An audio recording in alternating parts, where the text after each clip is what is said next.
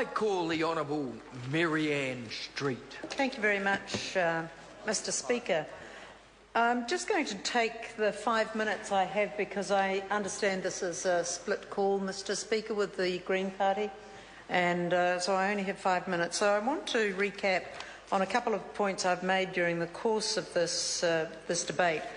But first of all, I wanted to respond to Eric Roy's contribution earlier in the debate in the committee stages that I thought was a very good contribution, and in fact a much more competent set of answers to the questions I had raised earlier than the Minister, the Honourable Peter Dunn, was able to give. But one of the things that did puzzle me out of Eric Roy's contribution, Mr. Speaker, was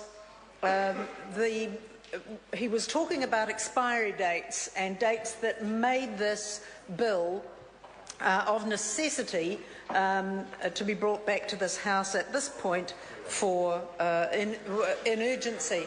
And one of the points that he made was to do with commercial contracts that were going to be renewed in January of next year, as I understand it. And I listened to that very carefully because I don't know how long those commercial contracts last, whether they're a season or a year or... Okay, thank you. And whether or not the same condition could have applied last January or the January before. Thank you, Mr. Roy.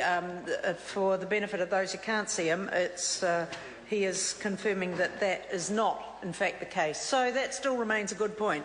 However, I do want to go back to one of the points I made, which was about the need for urgency. And I do think there is more politics than practicality about the urgency of this bill, the Game Animal Council bill. We began the work in 2008. We would not probably, who knows, but I do not think that we would have arrived at the same solution that this government has. And so what we have is, in this Game Animal Council bill, we have the maximum impact that can be applied to this situation. In other words, it gets a legislative cover of its own. It gets a bill of its own, which is going to cost money. Setting up the council as an independent statutory body is going to cost money. That didn't need to happen. Secondly, it is going to exacerbate the tensions that exist between hunting groups, but also between those groups and the Department of Conservation. And everybody needs to be working together on this issue, and this is not going to help. So this seems to me like a typical Nick Smith approach. It's the absolute Bulletigate approach that gets the maximum nuclear option on the table. Thank goodness we don't have nuclear power or nuclear arms in this country, and thank goodness the Minister, the Honourable Nick Smith, is not in charge of them, because this is a kind of excessive response to the things that were needed. It could have been done by amending the Wild Animal Control Act.